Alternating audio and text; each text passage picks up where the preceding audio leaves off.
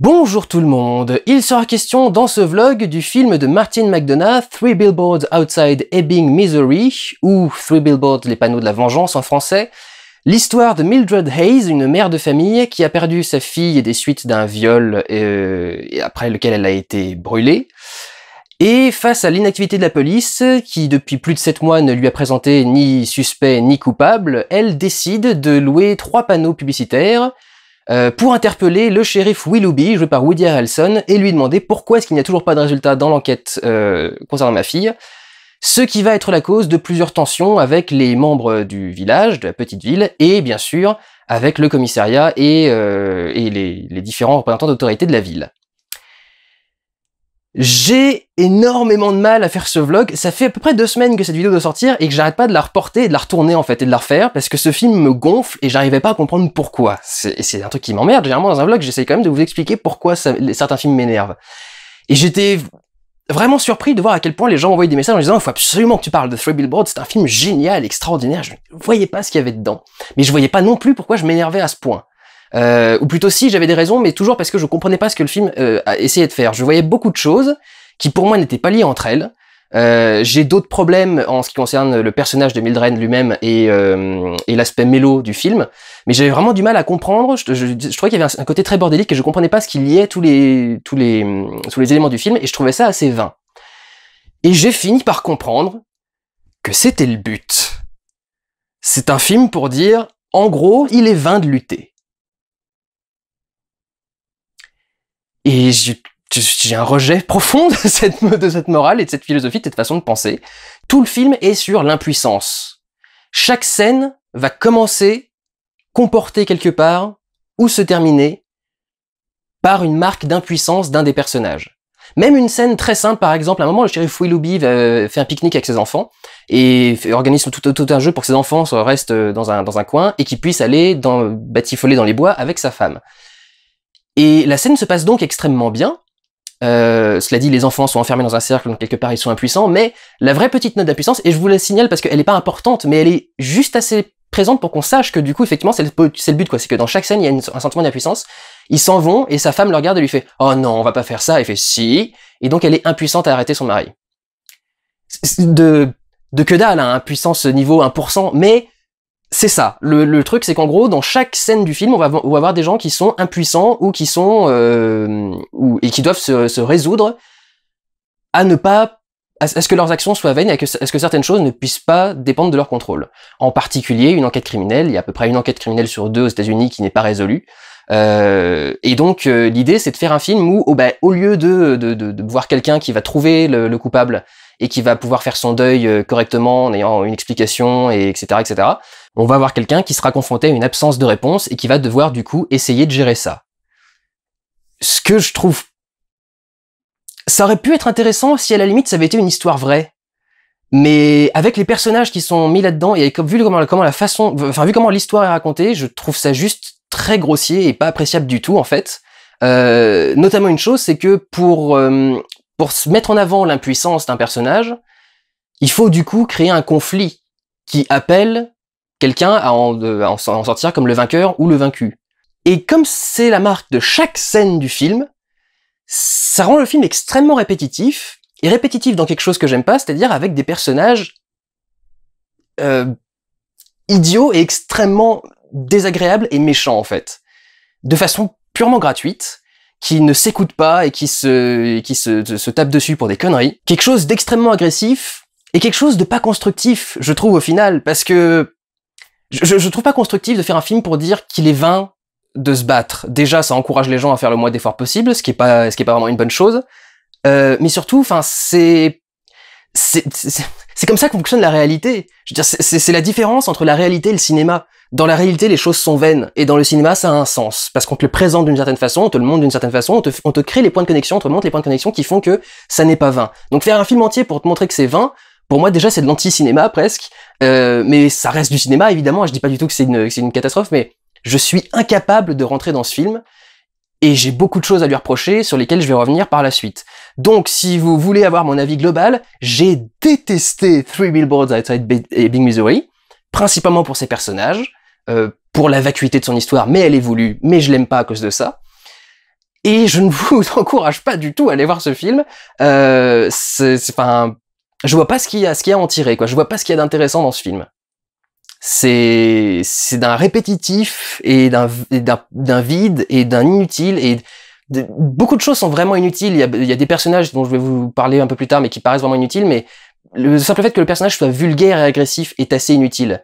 Et du coup, je vais pouvoir commencer à rentrer dans le détail à partir de là. Mon premier problème avec le film, c'est que Mildred est une folle hystérique et agressive, qui dirige toujours arbitrairement sa colère sur la première cible qu'elle peut trouver. Par exemple, elle interpelle le shérif Willoughby et elle sort, bah après tout, c'est lui le chef, donc pourquoi pas celui-là, quoi, pourquoi pas lui. Et tu pourrais dire, bah parce que c'est lui le responsable du dossier et de l'enquête, par exemple, ça pourrait être une raison beaucoup plus valable, mais non, c'est toujours de façon assez, ouais, vraiment random, quoi, au hasard, je vais décider de te détester toi, presque. Jamais très réfléchi, parfois criminel même. Il y a une scène en particulier qui est assez, alors ils nous montrent qu'elle prend des précautions avant de faire de faire cet acte-là, qui est pour moi l'acte qui a définitivement marqué mon divorce avec le personnage du film.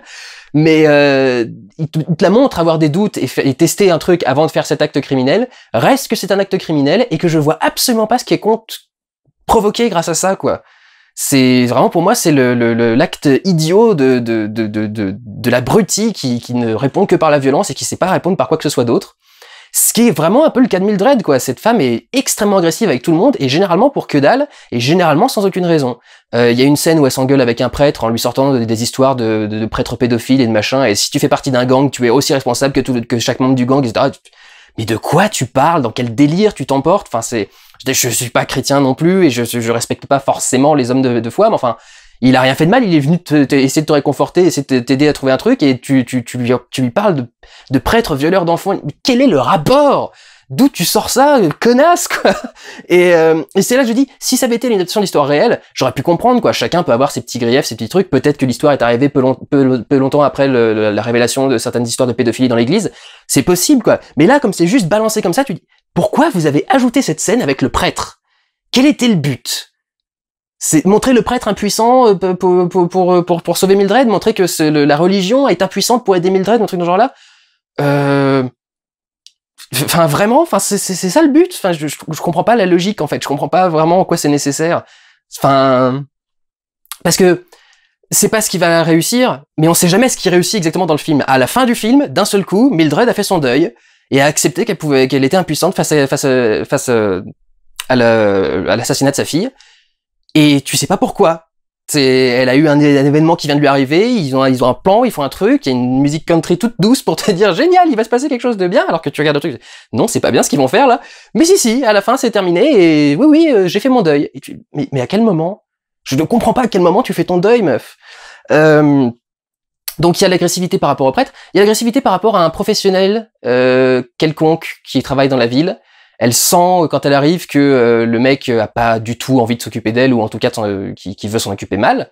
Elle pourrait se casser, elle pourrait lui en parler. Non, elle l'agresse violemment et de façon sanglante. Et tu fais, mais c'est quoi cette connasse? Pourquoi je suis cette meuf? Je n'ai pas envie je ne l'aime pas. Tu sais quoi? Ta fille est morte, j'ai même pas envie que tu saches ce qui lui est arrivé tellement t'es conne. Alors justement d'ailleurs, elle a un fils. Et il y a un moment, par exemple, où elle s'engueule avec son fils. Il y a une grosse tension et le truc est vraiment... Enfin, ça va pas bien, quoi. Comment est-ce qu'elle trouve le moyen de lui remonter le moral et essayer de recréer le lien entre eux? Elle lui balance du lait et des céréales à la gueule. Qu'est-ce que c'est que cette meuf? Putain, il y a que son mari qui rentre et qui fait, mais qu'est-ce que c'est que ce bordel? Le gamin, il a du lait et des Rice Krispies dans la tête. C'est quoi ce délire, quoi? Enfin, t'es complètement folle, ma pauvre vieille. Le seul mec qui a un semblant Ouais, d'ailleurs, non. C'est pas du tout le mec le plus sain du film, mais... Je trouve cette nana absolument insupportable. Je comprends pas pourquoi elle parle comme un chartier à tout le monde et pourquoi elle insulte tout le monde. Alors on le comprend en partie parce que et là du coup ça me permet de passer à la deuxième partie du truc. Une des choses qui peuvent expliquer sa colère, c'est qu'elle est en partie responsable de ce qui est arrivé à sa fille. Mais elle est en partie responsable parce qu'elle était déjà très conne avant qu'il arrive quelque chose à sa fille. Elle s'engueule avec sa fille pour un motif un peu débile et un peu superficiel, dur alors qu'il y avait absolument pas besoin. Et après, sa fille s'en va donc parce que sa mère veut pas l'aider à faire un truc. Et quand la fille sort, et c'est là qu'on arrive à la deuxième étape, le mélodrame vulgaire, la fille sort en faisant « Eh ben tu sais quoi, de toute façon, j'espère que je vais me faire violer !» Et elle ferme la porte. Et la fille qui fait « Eh ben moi aussi !» Et la mère qui fait « Mais moi aussi, j'espère que tu vas te faire violer !» Donc déjà, c'est une connasse. Et pourquoi est-ce qu'on fait ça? C'est juste pour travailler le côté ultra mélo du truc. Mais vous vous rendez compte, en plus, elle est partie, elle lui a dit « Vas-y, fais-toi violer », et après, elle s'est fait violer. Vous vous rendez compte à quel point c'est horrible? Mais oui, je me rends compte à quel point c'est horrible, mais c'est surtout extrêmement vulgaire et idiot comme écriture, quoi. Enfin, sérieux, il y a besoin de ça pour qu'on sente que c'est tragique qu'une mère perd un de ses enfants. Putain, j'en bafouille, mais c'est... Il y a besoin de ça. Il y a besoin de tirer le truc jusque-là et parce que ça s'arrête pas là. Le truc, c'est que donc, sa fille est morte, brûlée et violée, mais pas n'importe où. Non, non, non. Sous les panneaux. Sous les 3 panneaux publicitaires qui ont encore la tache d'herbe brûlée et à l'endroit où il y a eu le corps calciné, quoi. Tu fais, au bout de 7 mois, il reste encore de l'herbe brûlée. Vous avez juste laissé ça pour qu'on ait encore le truc avec la larme à l'œil et le machin se dit, oh mon Dieu, c'est là qu'elle est morte. Ah. Enfin, qu'est-ce que je déteste ce genre d'écriture grasse. Ah, ça me saoule d'avoir des trucs aussi vulgos. Et qui marchent, quoi, et que les gens apprécient. C'est du mélodrame du plus bas étage possible. Augmenté encore une fois parce que, non seulement sa fille est partie en disant je vais me faire violer, non seulement elle s'est fait violer sous les panneaux qu'elle va utiliser ensuite pour faire de la pub, mais le mieux, c'est que les panneaux sont en face du porche de sa maison. Elle les voit depuis sa fenêtre. Comme ça, elle a constamment sous les yeux le lieu où sa fille s'est fait violer, est morte et s'est fait calciner, quoi. Si on tire plus l'alarme, l'œil sort de l'orbite, je pense. Enfin, je déteste ces écritures mélodramatiques à la con, vulgaire. Enfin, je comprends pas. Pour moi, c'est justement une preuve de faiblesse de scénario. Tu sais tellement pas comment rendre ton scénario intéressant que du coup, tu vas le rendre encore plus mélodrame et tu vas renforcer tous les trucs qui sont oh là là, mon Dieu, la pauvre, s'ouvrir les veines devant la télé, quoi. Et c'est putain, tu peux raconter ton histoire d'une meilleure façon que ça, quoi. On peut faire passer un drame sans avoir à essayer de te faire tirer l'alarme à chaque détail, quoi. Ça me gonfle. Alors ensuite, on arrive au reste de l'histoire, et là où il y a des trucs que j'arrive pas à comprendre. Par exemple, Mildred te dit, quand elle va louer les panneaux, qu'ils sont sur une route abandonnée, que plus personne n'utilise depuis qu'on a créé une nouvelle déviation. Plus personne n'utilise, et alors c'est quelque chose, elle y vit. Donc elle la voit, la route, quoi. Elle voit s'il y a des gens qui passent ou pas. Et donc, personne ne passe par là, mais tout le monde est au courant qu'il y a des panneaux. Tu sais pas comment ils font vu que personne passe par là, mais tout le monde est au courant qu'il y a des panneaux. Et ça énerve les gens, alors que c'est justement dans un coin où personne le voit, quoi. J'aurais compris à la limite si c'était ultra visible et que tout le monde voyait ça dans la ville, et tout le monde le voyait forcément en entrant ou en sortant de la ville, mais là personne ne voit le panneau. Donc tu comprends pas pourquoi ça énerve tout le monde de se dire, quoi, t'es pas contente que le shérif ait pas trouvé le mec qui a tué ta fille il y a 7 mois? Connasse! Mais c'est idiot, enfin c'est débile, ça n'a pas de sens comme réaction, enfin c'est pas ça qui créerait des problèmes dans une ville. Justement, si les panneaux étaient plus visibles, ça pourrait créer ce genre de réaction. Mais non. Et tout le film est en fait un peu comme ça, c'est-à-dire qu'on comprend jamais, il y a toujours effectivement de la solution, mais la base est jamais présente en fait. Tu comprends jamais pourquoi c'est là. Donc ça c'est pour les panneaux par exemple. En plus de Mildred et de Willoughby, il y a un autre personnage qui est assez central au film, qui s'appelle l'agent Dixon. L'officier Dixon, qui est un autre policier qui travaille dans le commissariat et qui est sous les ordres de Willoughby, qu'il admire énormément et qu'il respecte énormément, parce que c'est un peu sa figure, son modèle. Mais il est aussi accusé, parce qu'on n'est pas 100% sûr qu'il le soit, mais il est en tout cas accusé d'être raciste et intolérant en général. Pourquoi est-ce qu'on a rajouté ce truc-là? Pourquoi est-ce que ce mec serait raciste et aurait des problèmes avec les gens? Qu'est-ce qu'il a accepté exactement comme truc? De quoi il a à faire un deuil? En quoi il est impuissant? En quoi il est... Il incarne la puissance à la limite, quoi, parce que en plus c'est un espèce de plouc ridicule et pouilleux, et tu te dis, mais pourquoi vous faites ce portrait pitoyable là de personnage? Qu'est-ce que ça fait dans le film? À quoi ça sert? Qu'est-ce que ça ajoute? Pourquoi est-ce qu'il est là? Tu comprends pas, tu sais pas. C'est Mildred avec des couilles. C'est exactement le même truc parce que c'est un idiot, je considère Mildred comme une idiote. C'est un idiot qui s'énerve de façon aveugle contre la première personne qui croit responsable de quelque chose, et qui fait des trucs graves et sans jamais réfléchir à ses conséquences. Donc c'est un écho d'un personnage qui existe déjà. Donc pourquoi tu le crées? Pourquoi tu le rajoutes? C'est une histoire originale. Encore une fois, ça aurait été une histoire vraie adaptée, j'aurais compris. C'est une histoire originale, pourquoi tu mets un personnage en double? Quel est l'intérêt de faire un personnage en double comme ça? Pourquoi est-ce que tu fais tout le délire avec sa mère? Enfin, justement, encore une fois, il incarne la puissance, quoi. Donc c'est même pas lui qui commande, c'est sa mère qui lui donne les indications, qui lui explique comment faire, etc. Enfin, je vois pas le truc. La seule fois où il décide de se battre, justement, on lui dit, bah non, tu t'es battu pour rien, de se battre pour une bonne cause. On lui dit, bah non, tu t'es battu pour rien, finalement, c'était pas le bon truc. Et ce truc, justement, c'est, à un moment, il est sur le point de résoudre l'affaire. Et tel que le présente le film, c'est clair et net que l'affaire va être résolue. Ça ne peut pas être quelqu'un d'autre. Il peut pas y avoir d'autre explication. Mais comme on a décidé d'être dans le mélodrame vulgaire et de te montrer que tous les efforts sont vains, eh ben non. Il va essayer de résoudre l'enquête et ça va aboutir à rien. Et le mec qu'on soupçonne n'est pas du tout le bon mec, alors qu'il y a aucune chance que ça puisse ne pas être le bon mec, vu comment il a été écrit et présenté dans l'histoire. Mais c'est juste pour travailler le mélo vulgaire et le truc de Mildred qui fait que son crime n'est jamais élucidé et que ça marche pas. Mais vous voyez à quel point le truc est mal rajouté dans le film, quoi. C'est-à-dire que, enfin, vraiment, au niveau, ils insistent beaucoup sur cette résolution de l'affaire. Je peux pas trop le dire, mais ça revient 2 fois dans le film. Donc,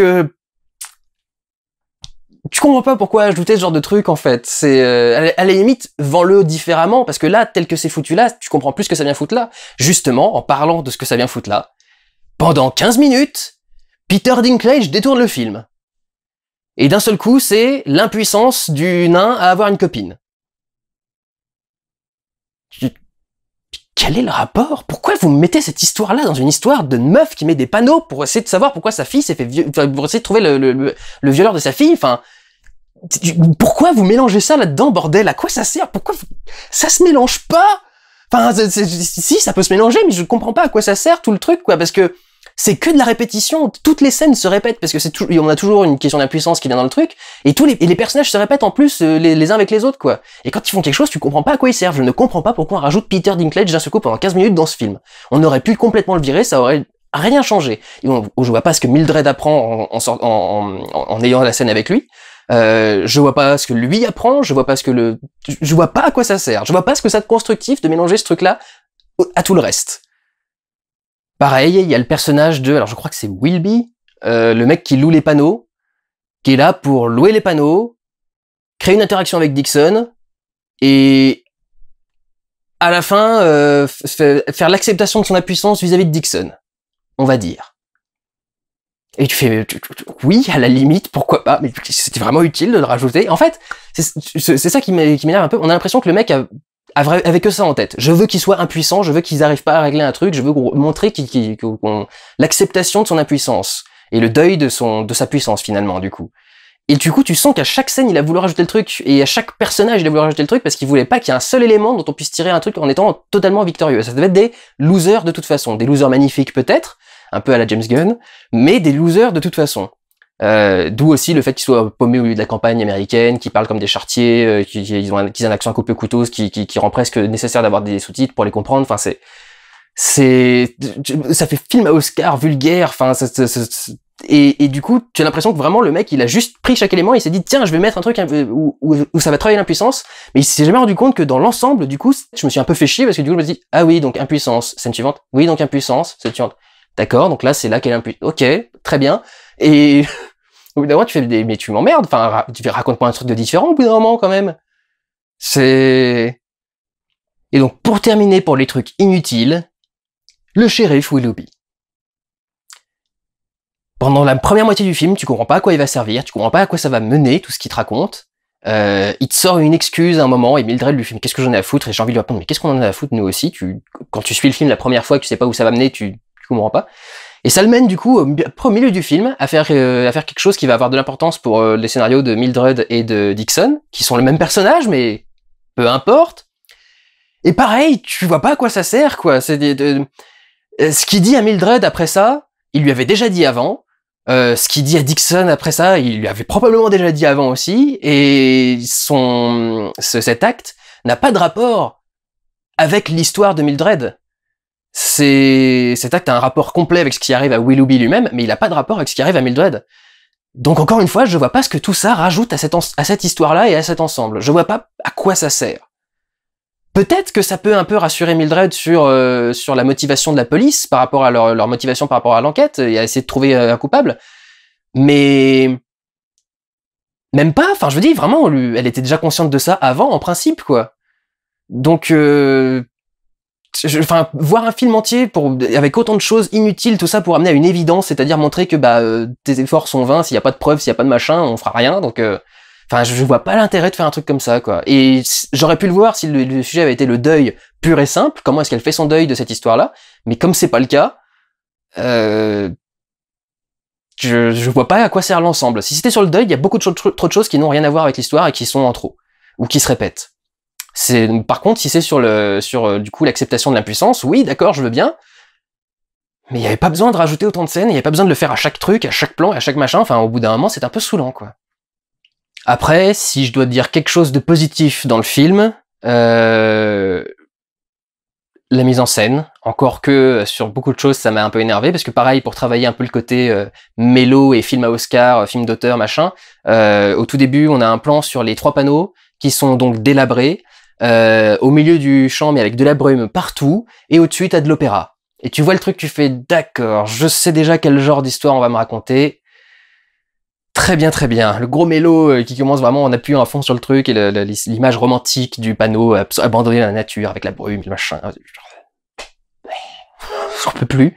Mais dans cette optique, globalement dans le film, il y a un travail de la lumière naturelle qui est plutôt bien fait, plutôt honorable, et c'est à peu près le truc que je vais noter. Les acteurs jouent bien, même s'ils sont pour beaucoup extrêmement caricaturaux, mais ils jouent extrêmement bien. Et la musique est pas mal. J'ai bien aimé la musique à certains moments, qui était à peu près le seul truc positif que j'ai sorti du film. Pour le reste, enfin à 2 doigts près, je crois que je vomis chaque réplique de ce film, quoi. Je vois pas l'intérêt de regarder un truc pareil, et je ne vous encourage pas à le voir. Je ne comprends pas pourquoi il a été sélectionné aux Oscars. Ce sera mon Manchester by the Sea de l'année. Donc voilà, je trouve ça vulgaire et beaucoup trop facile et exagéré. Le personnage est détestable, et lui aussi vulgaire d'ailleurs. Enfin voilà, je n'ai pas du tout apprécié Three Billboards, et je ne vous encourage pas à le voir. Mais je veux bien savoir ce qui vous a plu à vous, parce que je ne vois pas. Prenez soin de vous, allez voir des films, ciao!